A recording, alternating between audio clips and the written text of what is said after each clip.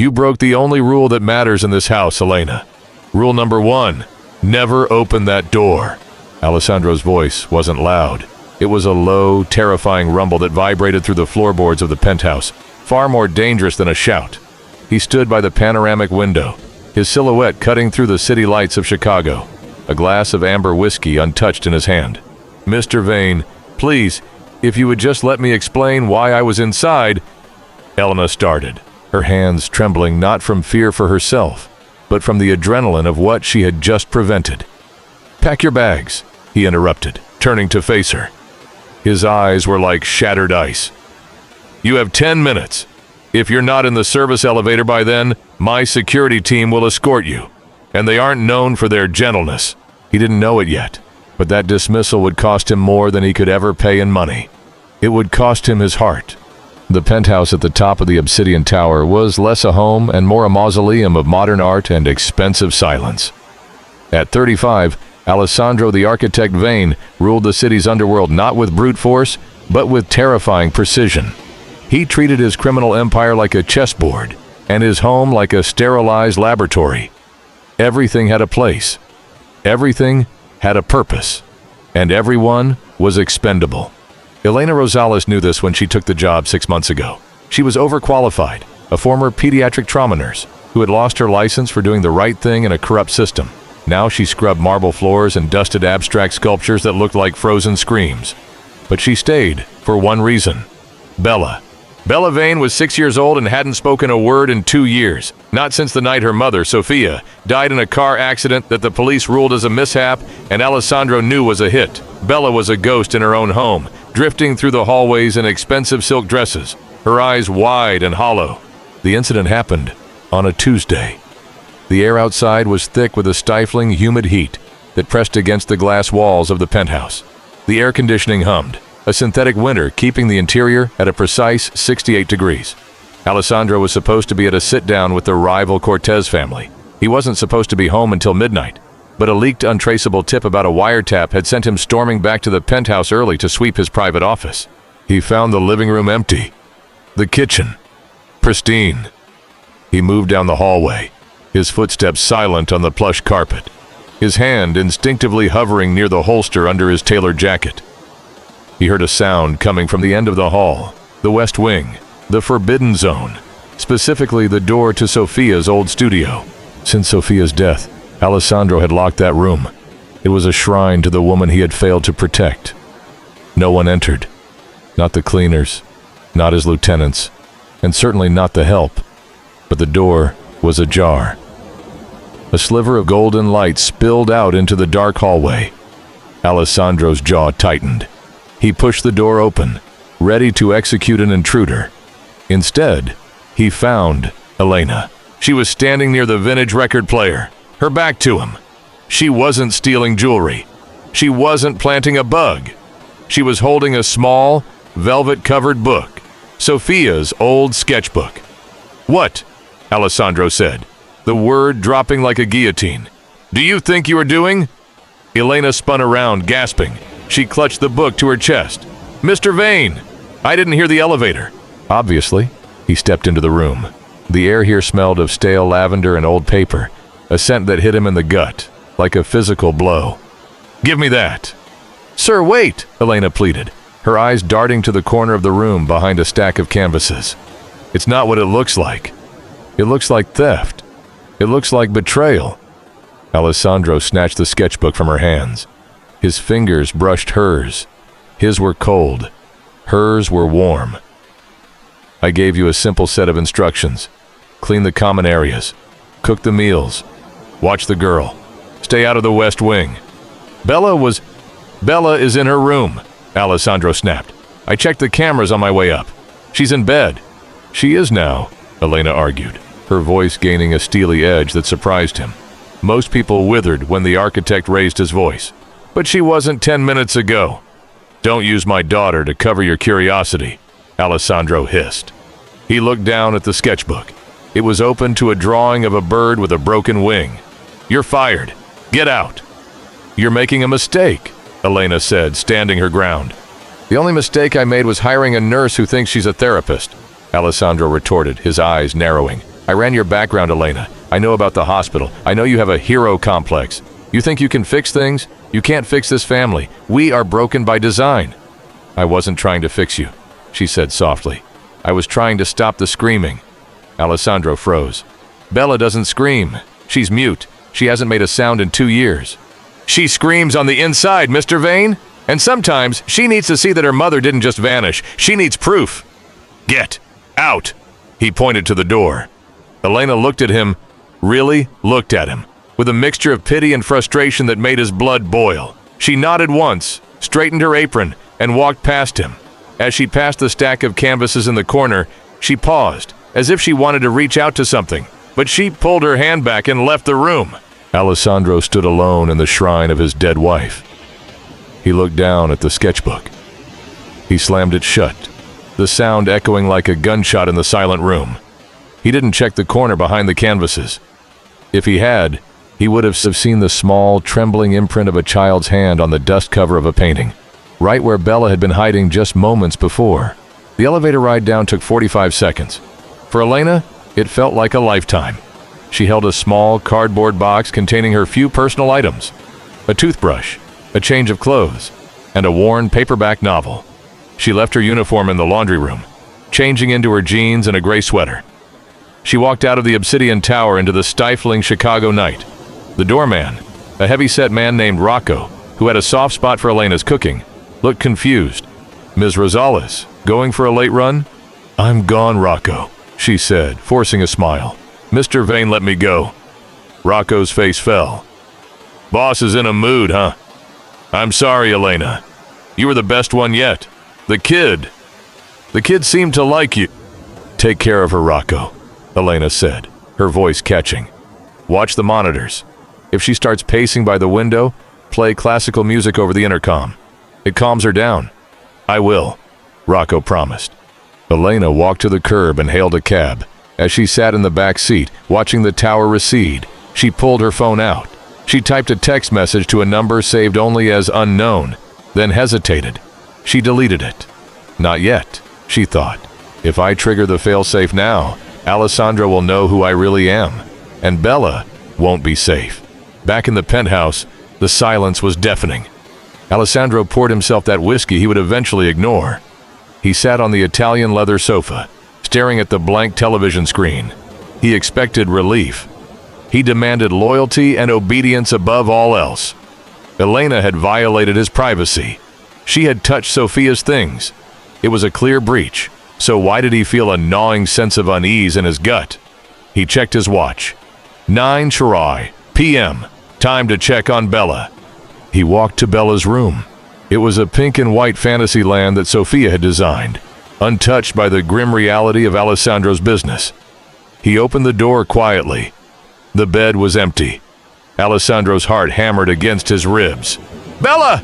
Panic, cold and sharp, spiked in his chest.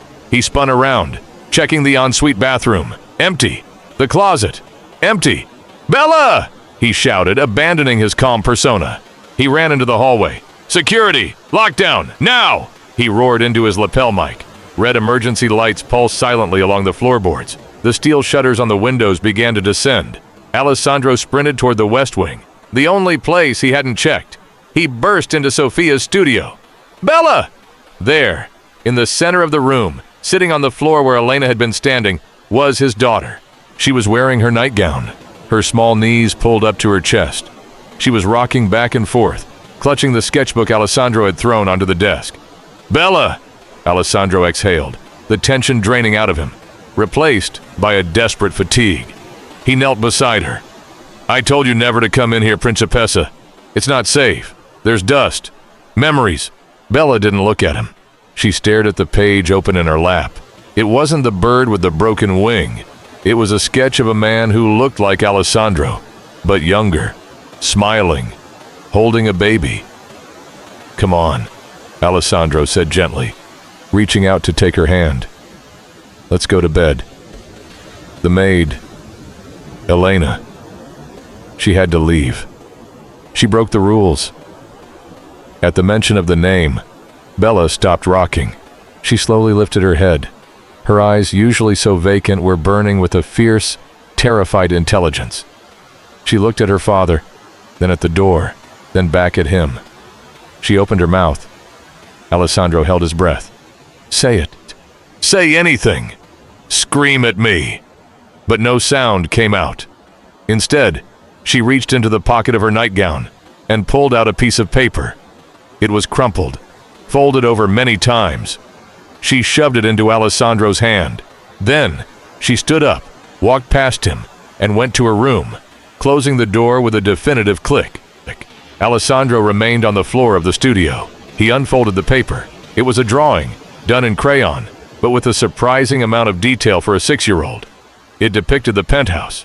There was a stick figure of a man, Alessandro, drawn in black, with a frown. There was a stick figure of a woman, Elena, drawn in blue. And there was a third figure, a man in red, standing behind the curtains in the drawing of the living room. And at the bottom, in shaky block letters, Bella had written a single word: "Listen." Alessandro stared at the drawing. The man in red. He looked up at the heavy velvet curtains of the studio window. He walked over and ripped them back. Nothing but the reinforced glass and the city night. He looked back at the drawing. Listen. He grabbed his phone and pulled up the security logs. He needed to see what happened before he arrived. He needed to see what Elena was actually doing. The security room was in the basement of the Obsidian Tower. It was a bunker lined with screens, manned by ex-military personnel who feared Alessandro more than death. "Pull up the penthouse feed, West Wing hallway, 19 hours to 20 to 30 hours, Alessandro ordered, leaning over the shoulder of the lead technician, a man named Marcus. "Yes, boss." The screens flickered. The digital timestamp rolled back. Alessandro watched the grain of the high-definition footage. 1915. The hallway is empty. 1922. Bella's door opens. She steps out. She looks terrified. She is clutching her throat, gasping. It looks like a panic attack. She stumbles toward the living room, but stops. She looks toward the elevator. "Pause!" Alessandro commanded. "Zoom in on her face." The image blurred, then sharpened. Bella's eyes were wide, fixed on something off-camera near the elevator banks. "Is there coverage of the elevator foyer?" "Negative, sir. The camera there was disabled for maintenance this morning. Standard rotation," Marcus said, sweating slightly. "Maintenance I didn't authorize?" Alessandro asked, his voice dropping to a whisper. I'd have to check the logs, sir." "Play," Alessandro said. 1923. Elena appears from the kitchen. She sees Bella. She doesn't hesitate. She runs to the girl, dropping the towel she was holding. She kneels. Alessandro watched closely. He expected to see Elena scolding her, or maybe dragging her back to bed. Instead, he saw Elena putting her hands on Bella's shoulders. She was speaking, calm and rhythmic. He could read her lips. "Breathe. Just breathe. I'm here." Bella points frantically at the West Wing door. She signs something. Hand signals. Alessandro frowned. "She knows sign language?" "Looks like it, boss," Marcus muttered. On screen, Elena looks terrified. She shakes her head. "No!" Bella grabs Elena's wrist, pulling her toward the forbidden door. Bella is crying now, silent tears streaming down her face. She mimes opening a book. Elena looks at this camera, almost as if she knew Alessandro was watching from the future, and makes a decision. She nods. She takes Bella's hand and leads her to the West Wing door. It's locked. Elena pulls a pin from her hair. "She picked the lock," Marcus noted, impressed despite himself. "Took her 3 seconds." "She's not a maid," Alessandro murmured, a cold realization settling over him.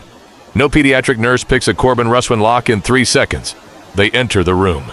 1945. Alessandro enters the frame. The confrontation happens. "Switch to audio," Alessandro ordered. "I want to hear what happened inside the room before I got there." "Sir, the West Wing audio sensors are old. The gain is high. Lots of static." "Clean it up. Play it." The audio hissed to life. Static. Rustling paper. Elena's voice. "Is this the one, Bella? The bird?" A small thud. Bella nodding or tapping. Elena. "Why do you need this specific book, sweetie? Daddy will be home soon?" Silence. Then, a sound that made the blood freeze in Alessandro's veins. It was faint, barely a whisper, buried under the hum of the air conditioning, but undeniable. Bella's voice. The man said, "Find the map." Alessandro grabbed the back of Marcus's chair so hard the leather groaned. "Replay, max volume." Bella's voice. "The man said, find the map." Elena. "What man? The man in the red tie?" Bella. "He is inside." Alessandro straightened up, his mind racing. The drawing. The man in red. The disabled camera. Bella hadn't been mute because of trauma. She had been mute because she was terrified. Someone had threatened her. Someone was inside the tower. And Elena wasn't stealing. She was retrieving a sketchbook that Bella believed contained a map, something the intruder wanted or feared. "Lock down the building," Alessandro said, his voice deadly calm. "No one leaves. Not the staff, not the guests." "Sir, what about the maid? Elena?" Alessandro stared at the screen, at the image of Elena shielding his daughter with her own body, just minutes before he threw her out onto the street. "Find her," Alessandro commanded. "Ping her phone. Check the traffic cams. I want her back here within the hour." "And if she refuses?" Alessandro turned to the door, checking the load on his pistol. "She won't, because she knows something I don't.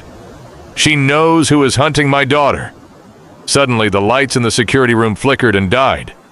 The emergency red strobes failed. Total darkness swallowed the bunker. "Sir!" Marcus shouted. "System failure. Someone just cut the hard line from the inside." Alessandro didn't wait. He moved toward the stairs, his instincts screaming. He had sent away the only protector his daughter had, and now the wolf was in the fold. He had fired the maid for breaking a rule. Now, he realized, she was the only one playing the game. The yellow cab idled at the corner of 5th and Grand, 3 blocks away from the Obsidian Tower. The driver, a man with a thick neck and tired eyes, tapped the steering wheel. "Lady, you getting out or what? Meter's running." Elena Rosales sat in the back, her eyes fixed on the monolithic silhouette of the tower against the night sky. She wasn't looking at the architecture. She was looking at the light patterns. The penthouse lights were steady. The lobby was bright, but she felt a vibration in her pocket. Not a text message. A specific rhythmic pulse from the burner phone she had taped to the inside of her thigh, beneath her jeans. Pulse. Pause. Pulse. Pulse. Pulse. It was a dead man's switch. A sensor she had planted on the main breaker box in the tower's basement months ago, triggered only by a hard-line cut. "Turn around," Elena said, her voice dropping an octave, shedding the soft, deferential tone of the nanny. "What? You said—" "I said, turn around. Now." Elena leaned forward, and for a split second, the cab driver saw something in her eyes that made him swallow his retort. It wasn't anger. It was the cold, flat look of someone who had seen bodies cool on a slab and hadn't blinked. He spun the wheel. All right, crazy lady." As the cab swung back toward the tower, the skyline changed. One by one, the lights of the Obsidian Tower blinked out. The penthouse, the lobby, the decorative spire, everything went black. "Hell of a power outage," the driver muttered. "Stop here," Elena commanded, throwing a $50 bill over the seat. She was out of the door before the car fully stopped. She didn't run toward the main entrance. She knew Rocco would be dead, or incapacitated by now. If the hard line was cut, this wasn't a robbery. It was a siege. Elena ducked into an alleyway that ran parallel to the tower's service loading dock. She stopped behind a dumpster and put down her cardboard box of belongings. She ripped the tape off the box, not to open it, but to tear the side open. Inside, beneath the folded sweaters and the paperback novel, was a false bottom. She pulled out a slim, matte black case. Inside was a Glock 19 with a suppressor and a small, high-tech earpiece. Elena wasn't just a pediatric nurse. That part of her life was true. She had been a nurse, once. But after the system failed her, she had been recruited by a private intelligence firm that specialized in high-risk corporate extraction. She wasn't working for the police, and she wasn't working for a rival family. She was a ghost, an independent contractor hired by Sophia Vane's brother, a man Alessandro thought was dead, to watch over Bella. Her mission was simple: observe, report, protect the girl, never engage Alessandro. She had failed the never engage part, and now the protect part was in jeopardy. She tapped the earpiece. Oracle. Status report on Obsidian Tower. A computerized voice responded instantly. System critical. External comms jammed. Internal sensors indicate multiple heat signatures moving from the sub-basement to the penthouse. Stairwells A and B are compromised. Identify signatures, Elena whispered, moving swiftly toward a rusted grate in the alley floor. Signatures match paramilitary loadouts. Heart rates elevated. This is a hostile takeover, Agent Rosales. I'm not an agent anymore, Elena muttered, gripping the grate. I'm just the help. She heaved the grate open. It led to an old storm drain system that connected to the tower's foundation, a flaw in the blueprints she had memorized during her first week. She dropped into the darkness, the smell of damp concrete and rust filling her nose. She didn't need a flashlight. She had navigated worse hellholes than a Chicago sewer. As she moved through the tunnels, her mind raced. The drawing Bella had given Alessandro, the man in red. It wasn't a metaphor. 2 weeks ago, a man had come to the service entrance delivering wine. He wore a red delivery uniform. Elena had caught him lingering near the security schematics on the wall. She had chased him off, thinking he was just a confused driver. But Bella had seen him too. Bella saw everything. That man hadn't been delivering wine. He had been marking the blind spots. Elena reached the ladder leading up to the sub-basement. She checked her weapon. Alessandro, you arrogant fool, she hissed to herself as she began to climb. You thought you were the king of the castle, but you just built yourself a very tall coffin. She reached the top of the ladder and pushed the maintenance hatch open just an inch. The sub-basement was bathed in the eerie green glow of emergency exit signs. 2 men stood by the elevator banks, holding submachine guns. They wore tactical gear, but no insignias. Mercenaries. Jackal said no witnesses, one of them said, his voice echoing slightly. Vane is trapped on the 40th. He's coming down the stairs. We catch him in the kill box on 30. And the girl? The girl is the key. We don't touch her until we have the sketchbook. The map is in the book. Elena's blood ran cold. The map. The sketchbook she had tried to save. It wasn't just drawings of birds. Sophia had hidden something in those pages.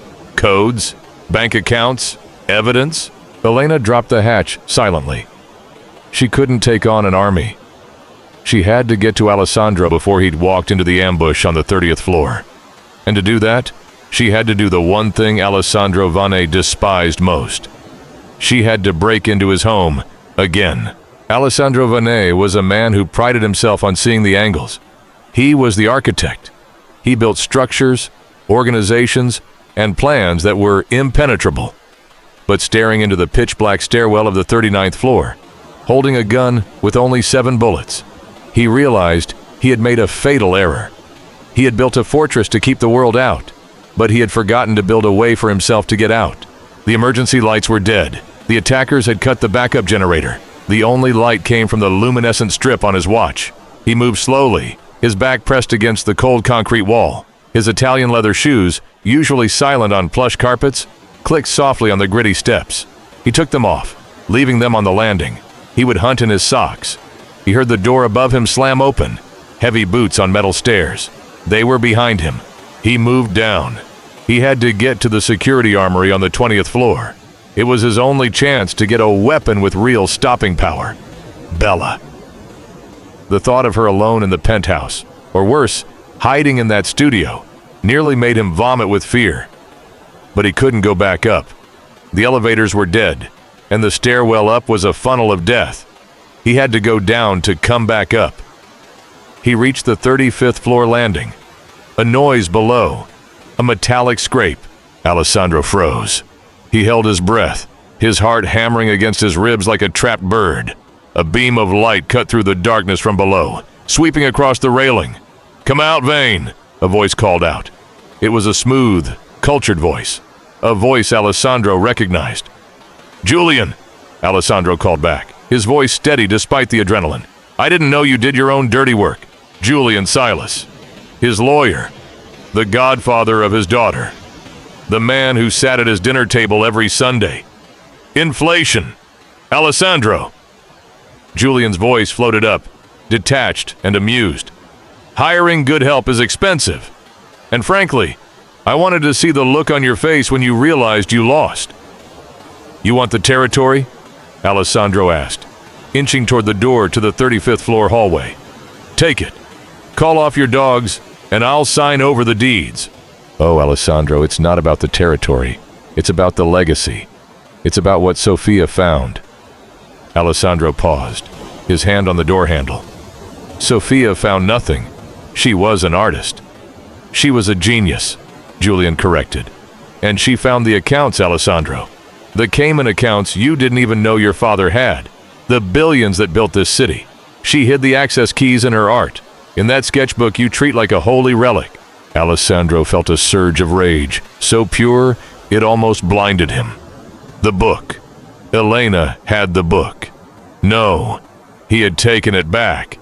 It was in the studio. With Bella.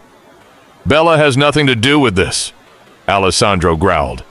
Bella is the only one who can read the code, Alessandro. Sophia taught her. That's why the girl stopped speaking. She knows if she talks, she dies. The revelation hit Alessandro like a physical blow. Bella wasn't traumatized. She was protecting the secret. She was protecting him. If you touch her, Alessandro said, his voice dropping to a demonic whisper, I will peel the skin from your bones. Empty threats from a dead man. Boys, flush him out. Flashbangs clattered onto the landing. Alessandro threw himself through the door onto the 35th floor, just as the stairwell erupted in blinding white light and a deafening boom. He rolled across the carpet of the hallway, the executive suites level. His ears rang. He scrambled to his feet, disorientation swimming in his vision. He saw shadows moving at the end of the corridor. 3 men. They raised their rifles. Alessandro fired twice. One shadow dropped. He dove behind a marble pillar as bullets shredded the drywall where his head had been a second ago. He was pinned. He had 5 bullets left. 3 attackers. And Julian was coming up the stairs behind him. Checkmate, architect! Julian's voice echoed from the stairwell. Alessandro looked around. An open office door. A fire extinguisher. A heavy oak desk. Nothing that could stop assault rifles. He closed his eyes for a second, seeing Bella's face. I'm sorry, Principessa. Suddenly, the elevator chimed. Alessandro's eyes snapped open. The elevators were dead. The doors to the executive lift slid open with a smooth hiss. It shouldn't be possible. The power was cut. But the elevator was lit. And standing inside wasn't a squad of mercenaries. It was Elena. She wore a tactical vest over her gray sweater, a headset, and she was holding a submachine gun with the casual ease of someone holding a grocery bag. She stepped out, saw the 3 men at the end of the hall, and didn't even blink. Thwip, thwip, thwip, thwip. She fired 2 controlled bursts. The remaining 2 mercenaries dropped before they could turn their aim. She turned to Alessandro, who was staring at her with his mouth slightly open. Get in, she said. I overrode the emergency brake, but the friction clamps won't hold for long. Alessandro didn't argue. He sprinted and dove into the elevator. Elena slapped the control panel. The doors slid shut just as Julian burst into the hallway, firing wildly. Bullets sparked against the closing steel doors. The elevator lurched upward. You, Alessandro breathed, sliding down the wall to sit on the floor. Who are you? Elena looked at the floor numbers ticking up. 36, 37. I'm the maid you fired, she said, checking the magazine of her weapon. And right now, I'm the only reason you're still breathing. The elevator groaned as it ascended, the mechanical winch struggling against the manual override Elena had hacked. Julian, Alessandro said, wiping blood from a cut on his forehead. It's Julian. He wants the sketchbook. He says there are codes inside. I know, Elena said, her eyes glued to the panel. Sophia's legacy. It's a map to the syndicate's dark money. Bella knows how to read it. Alessandro looked at her sharply. How do you know that? Elena hesitated, then met his gaze. The soft, nurturing look he was used to was gone, replaced by a steely resolve. Sophia contacted my agency 3 days before she died. She knew someone was on to her. She wanted extraction for her and Bella. We were too late. The guilt in her voice was raw. It was the first crack in her armor. You were there? Alessandro asked, his voice quiet. I was the medic in the ambulance, Elena admitted. I couldn't save her. She made me promise. Watch the bird, watch the girl. So I created a cover, hacked your HR database, and got hired. Alessandro laughed, a harsh, jagged sound. I vetted you myself. You were clean? I'm very good at being clean, Mr. Vane. Now shut up and reload. We're hitting the penthouse. The elevator dinged at the 40th floor.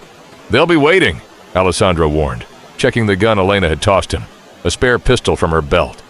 No, Elena said. Julian is below us. The team in the sub-basement is moving up the stairs. We have maybe 3 minutes before they breach the penthouse door. We need to grab Bella and get to the roof. Does your chopper have fuel? Yes, but the helipad access is locked from the study. Then we go to the study. The doors opened. The penthouse was silent. The emergency lights cast long, skeletal shadows across the room. The shattered glass from where Alessandro had thrown his whiskey earlier crunched under their feet. Bella, Alessandro called out softly. No answer. They moved in formation, Alessandro taking the left, Elena the right. They swept the living room. Clear. The kitchen. Clear.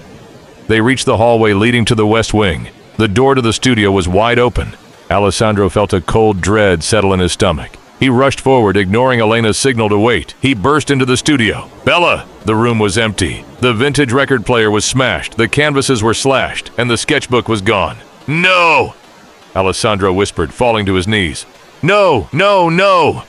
Elena scanned the room, her weapon raised. She walked over to the window. The heavy velvet curtains were torn down. Alessandro! She said, her voice tight. Look! He stood up and followed her gaze. On the large, pristine white wall where Sophia's final, unfinished masterpiece hung, someone had spray-painted a message in bright, jagged red letters. We have the bird. Bring the key to the pier. Midnight. The bird, Alessandro muttered. They mean Bella. And the key? Elena asked. Alessandro looked around the room. He walked over to the desk where the sketchbook had been. It was gone. But something else was there. A single sheet of paper, torn from the book. It was the drawing of the bird with the broken wing. He picked it up. On the back, in Sophia's elegant handwriting, was a string of numbers. 41. Ace-Van Wander N. 87 White W. Coordinates, Elena said, reading over his shoulder. That's not the pier. No, Alessandro said, a dark realization dawning on him. That's the cemetery, where Sophia is buried. Why would they want you to go to the pier if the key is at the cemetery? Because, Alessandro said, his eyes turning cold and hard, the eyes of the architect returning. They don't know this page was torn out. They think the book is the key. But Sophia was smarter than them. The book is the decoy. He crumpled the paper in his fist. They have my daughter, he said, his voice void of all emotion. They think they have leverage, but they just gave me a target. He turned to Elena. You have a tactical extraction team, right? Ghosts. I can activate them, Elena said, but it will cost you. I don't care about the money. Not money, Elena said. Truth. When this is over, if we survive, you tell me everything. No more secrets. And you let me help Bella heal. Alessandro looked at the empty spot where his daughter had been sitting hours ago. If we survive, Alessandro said, racking the slide of his pistol, you can have the damn building. Let's go hunting. As they turned to leave, a sound stopped them. A soft, rhythmic tapping coming from inside the wall.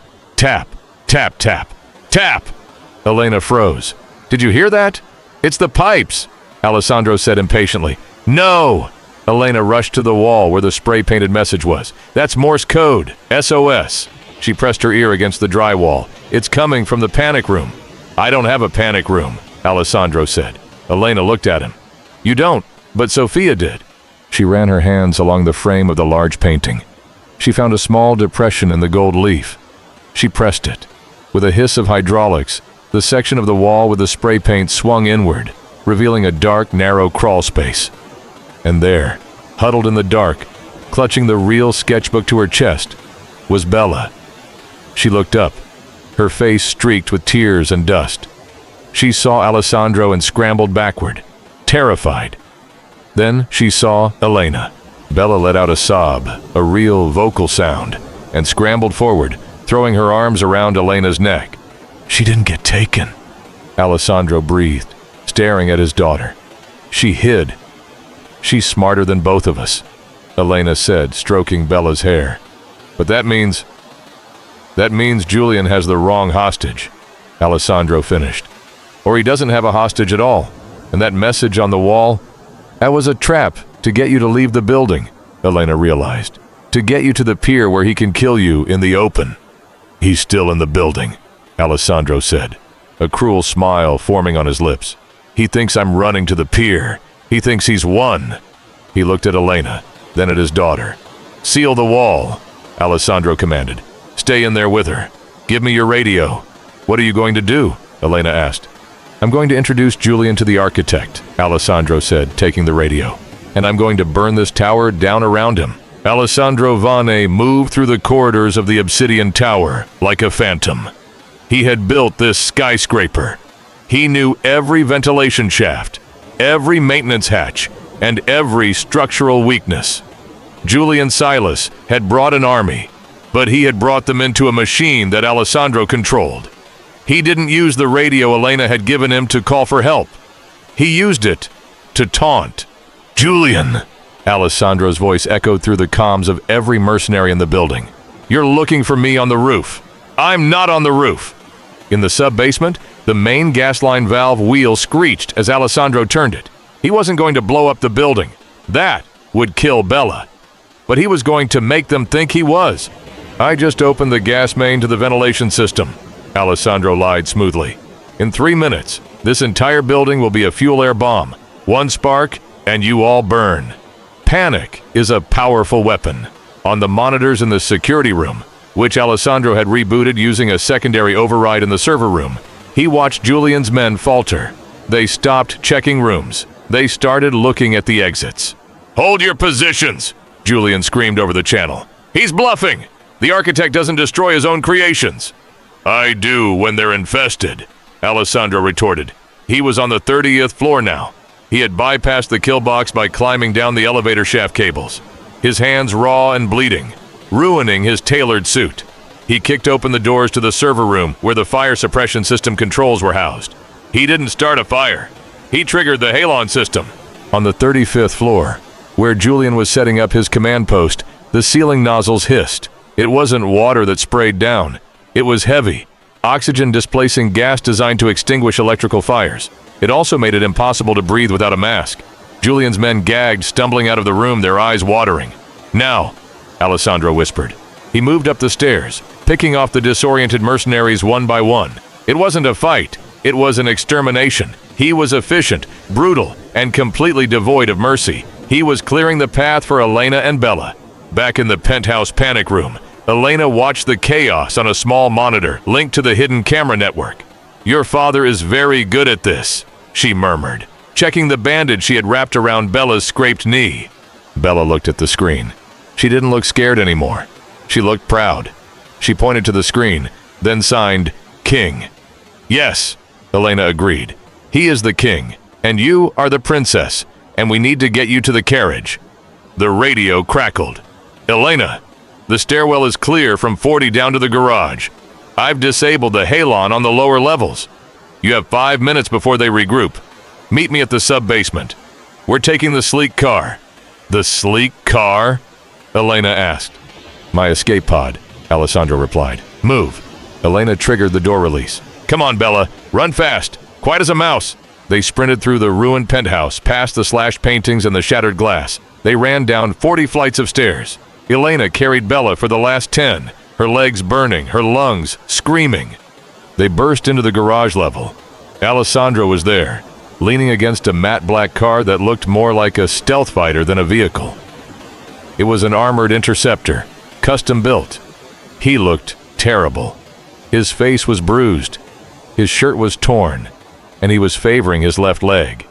But when he saw Bella, his face softened into an expression of pure, agonizing relief. Daddy! Bella didn't scream it, but she mouthed it, running into his arms. He caught her, burying his face in her hair. For a second, the Mafia Boss was gone. Just a father holding his world.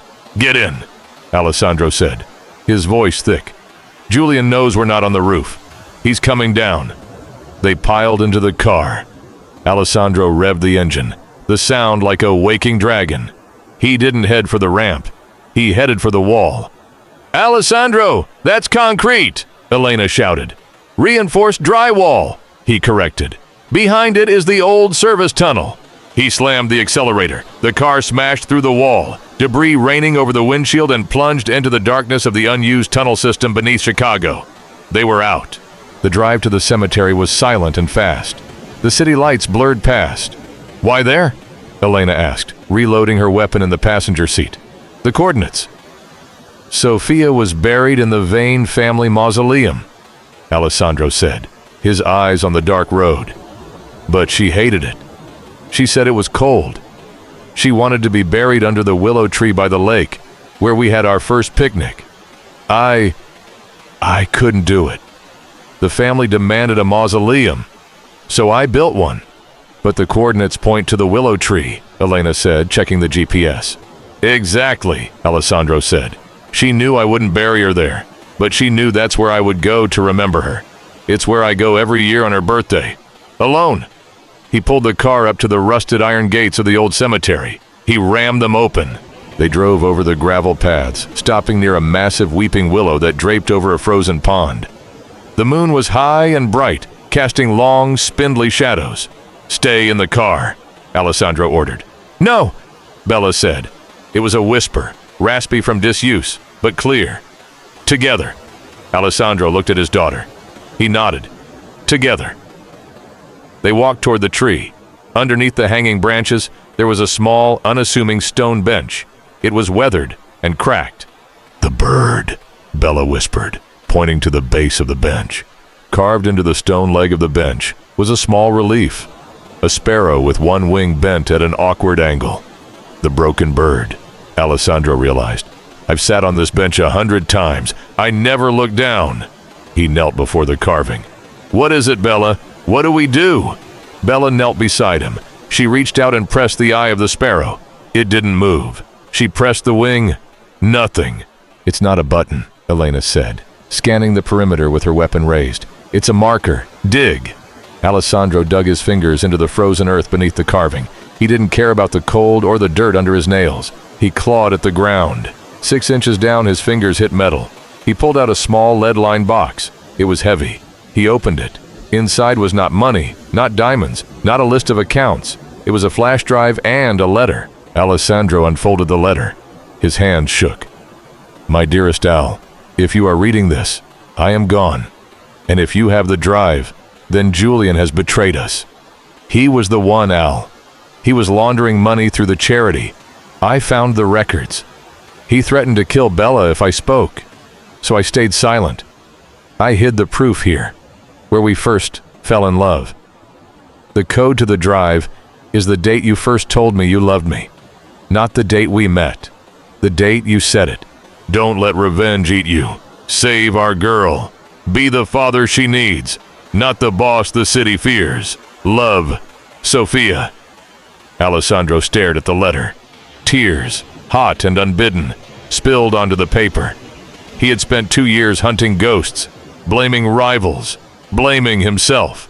And the snake had been in his garden the whole time. "So touching," a voice sneered from the darkness. Searchlights blinded them. Julian stepped out from behind the mausoleum 50 yards away. He was surrounded by 10 men. He held a megaphone. "I knew you'd come here," Julian shouted. "You're predictable, Alessandro. Sentimental.